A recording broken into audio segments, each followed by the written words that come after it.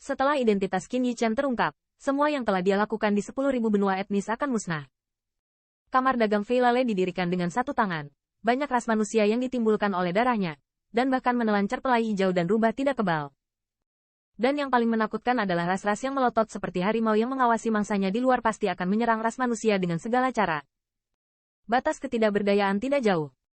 Dengan kekuatannya sendiri, bagaimana dia bisa bersaing dengan serigala macan tutul yang melotot seperti harimau yang mengawasi mangsanya? Ras manusia tidak tahan dengan frustrasi ini. Begitu Seng Tianfu jatuh, satu-satunya tempat berkembang biak ras manusia tidak dapat bertahan. Saat waktunya tiba, ras manusia yang dibawa oleh leluhur tua Hong Jun akan diceburkan ke dalam air lagi. Ayah, kenapa aku tidak keluar dulu dan menunggu Mo Seng jatuh, lalu aku akan kembali.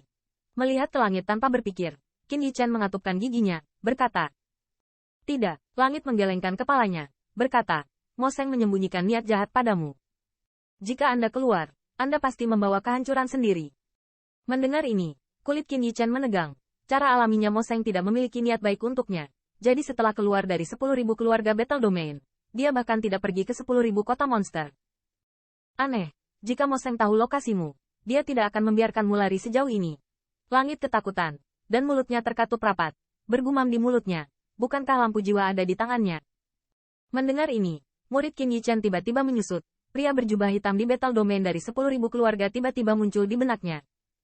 Pada saat itu, saat dikejar oleh pembangkit tenaga suci yang tak terhitung jumlahnya, dia tidak perlu melakukan apapun untuk menyembunyikan semua jenis nafas yang tersembunyi.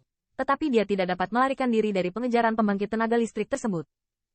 Alasan ini tidak lebih dari pria berjubah hitam misterius yang selalu memberitahu pembangkit tenaga listrik di mana Qin Yichen berada. Bisakah dikatakan bahwa Soul Lamp ada pada pria berjubah hitam itu? Qin Yichen ragu sejenak dan menjelaskan dugaannya.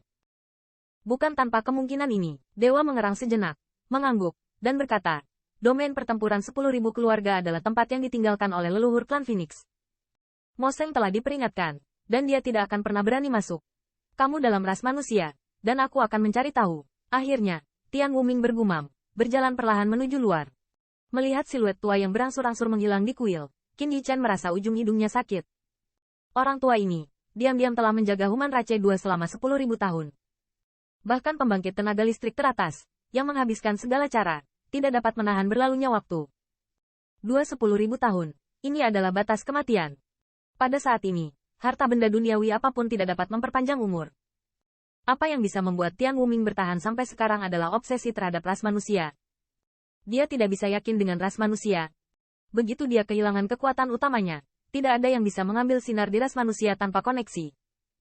Bahkan pembangkit tenaga listrik seperti Gong Keking adalah raksasa di satu sisi, tetapi raksasa tidak cukup untuk menghalangi 10.000 keluarga. Pada saat ini, Tian Wuming tahu tentang krisis yang mungkin ditimbulkan oleh Qin Yichen, tetapi tetap membiarkan yang terakhir tetap berada di ras manusia. Ketakutan semacam ini membuat Qin Yichen terkesan. Faktanya, bagaimana Qin Yichen tidak tahu bahwa lampu jiwa dinyalakan oleh pikirannya, kecuali jika jiwanya terbang dan terpencar. Jika tidak, lampu jiwa selalu dapat mengetahui posisinya. Meskipun Tian Wuming adalah pembangkit tenaga listrik teratas, dia tidak bisa berbuat apa-apa tentang hal semacam ini. Aku hanya bisa melangkah satu langkah pada satu waktu. Pada akhirnya, Qin Yichen menarik napas panjang dan melihat melalui jendela kuil, melihat ke arah kota di bawah istana surgawi seperti naga raksasa.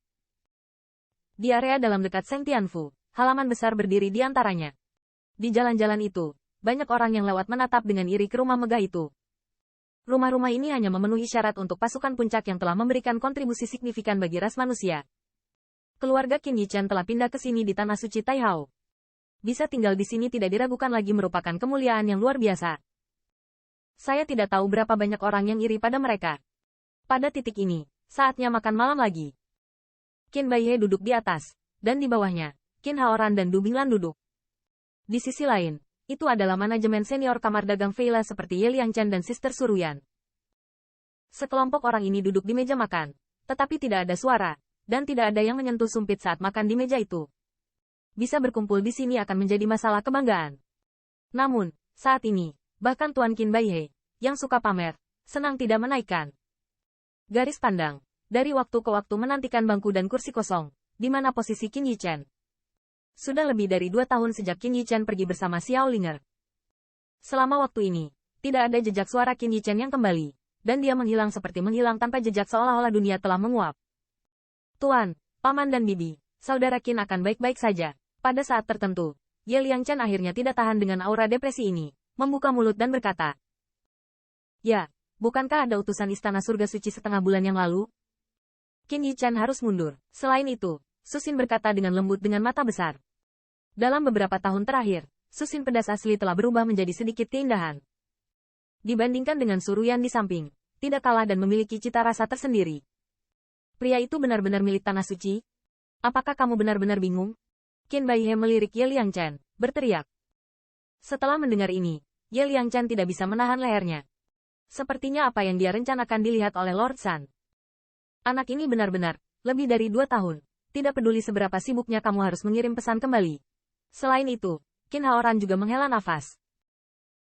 Faktanya, dia juga tahu sejak lama bahwa yang disebut malaikat suci dari rumah surgawi diatur oleh Ye Liangchen, semuanya untuk membuat mereka merasa nyaman.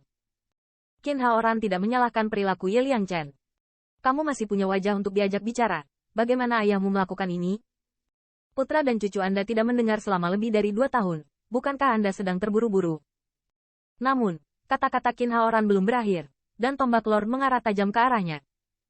Mendengarkan omelan Tuan, sudut mulut Qin Haoran berkedut, tangan yang bersiap untuk mengambil sumpit membeku di udara. Beberapa hari terakhir, saya mendengar beberapa komentar di kota. Mereka mengatakan bahwa Qin Zizi tidak dapat kembali. Wajah Qin Baihe suram, dan matanya menakutkan seperti harimau yang ingin memakan orang. Mendengar kata-katanya, wajah semua orang berubah, dan seluruh aula menjadi depresi. Tuhan, menurutmu siapa yang tidak bisa aku kembalikan? Saat itu, suara hangat tiba-tiba terdengar melalui aula,